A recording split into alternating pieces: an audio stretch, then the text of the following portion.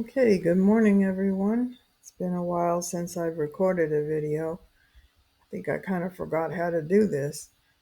But anyway, several days ago, I think it was October 5th, I had vomiting and retching pretty much all day.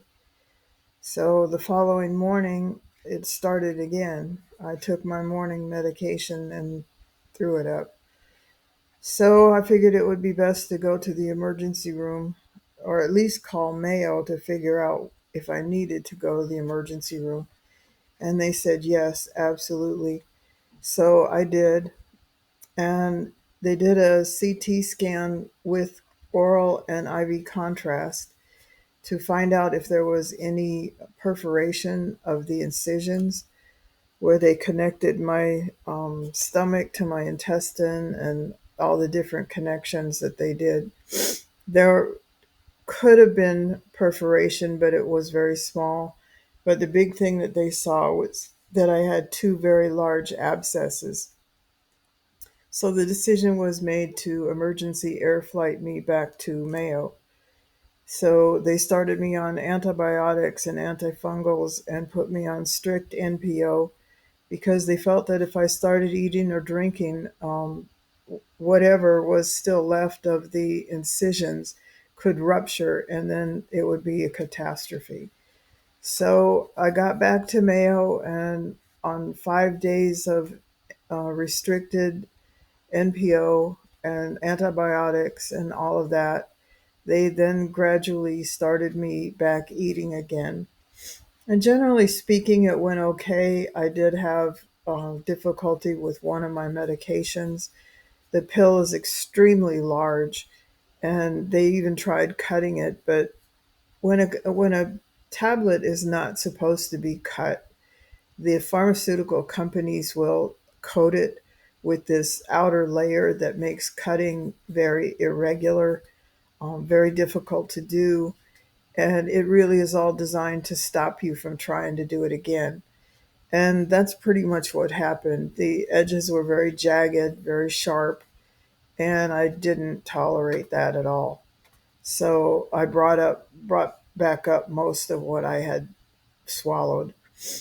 So after a couple of days and I was able to eat a few things and keep it down, they decided that, the repeat CAT scans showed that the infection had cleared and the fluid collection around the abscesses had cleared.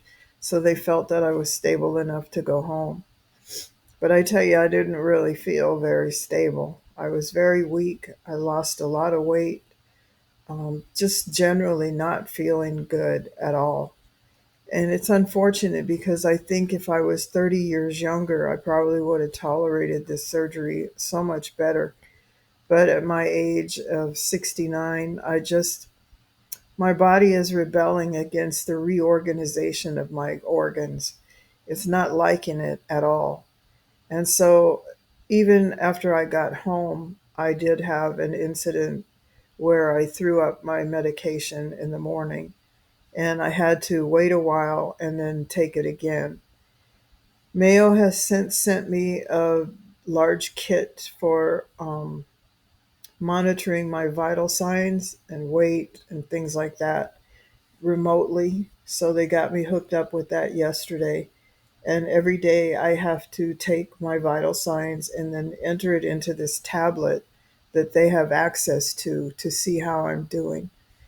So I really can't tolerate any more trips to Mayo. It's just so expensive. My flight is covered by Angel Flight um, connection. So it's not so much the airfare that's killing me financially, but it's the hotels, and traveling to and from the hotels is really expensive in Rochester. So all of those things are really beginning to impact my overall life. So I made an appointment this morning with a local physician to take care of my lung cancer. I have an appointment for lung surgery on November 10th at Mayo, but I'm going to try to cancel that if I can. but I need to make connection with a cardiothoracic surgeon here in town and make sure that he's willing to do the surgery. Because if he's not, then I will be forced to go back to Mayo and finish my cancer surgeries. All I can really say for those who are watching who may be going through the same thing is that cancer is definitely not easy, it's not cheap, it's emotionally taxing, and it's just very difficult to maintain your life when you feel so sick all the time. And though my cancer in the stomach has been a series of ups and downs, I still am suffering quite a bit. The cancer was contained, it didn't spread, it didn't metastasize. It was completely killed by the flat chemotherapy. All of those things is good news and things that I rejoice over because it meant that the treatment was completely successful.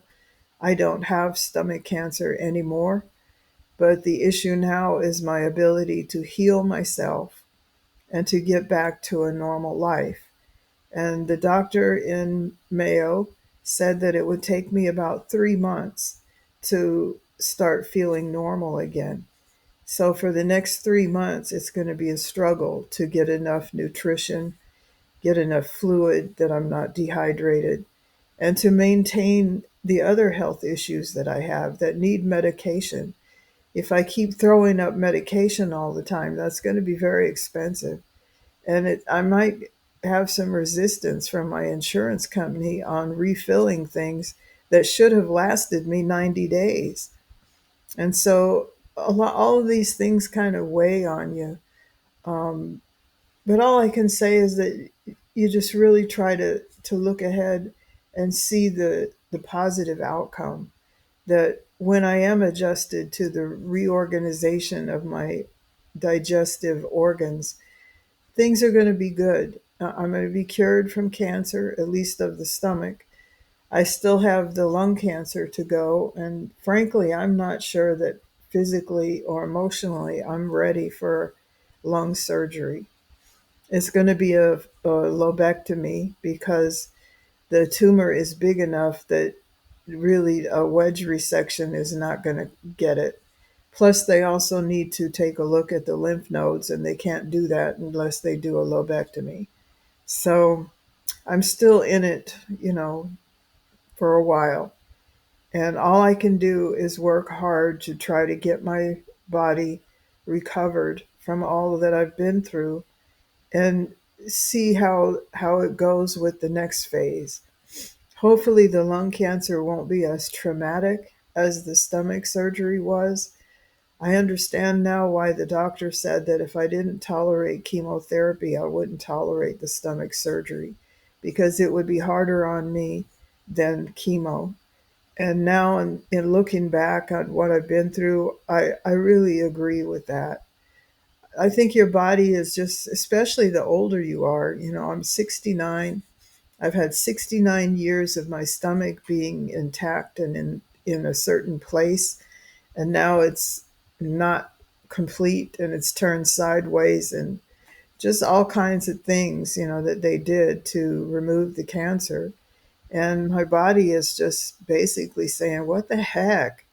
And it's struggling to figure out how to digest food, how to keep it moving along. And sometimes it just ain't up for it. And then I end up vomiting and retching. And it's hard, but I know I'll get through this. Generally speaking, I'm pretty healthy. It's just that I had cancer. So, once again, I just want to thank everybody who listens to my videos. I hope you find them informative, and that if you're facing the same situation, or maybe a loved one is, that you might be able to offer them encouragement and insight based on what I've been through, that you might understand a little bit better how they're feeling. And I know that I've seen videos of people much younger than me who just seem to be whizzing right along, eating fairly normally quickly after surgery. But unfortunately, the older you are, the less likely that is. And so you just have to go with the flow. There's a common expression that you have to be tough to be old. And that is so true. So true. Because your body just isn't able to rebound the way it used to when you were younger. And so, again, I appreciate you watching my video.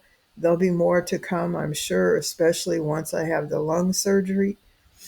And maybe you'll get some insight from that as well if you're going through lung cancer. So, thank you again for watching, and I'll see you the next time. Bye.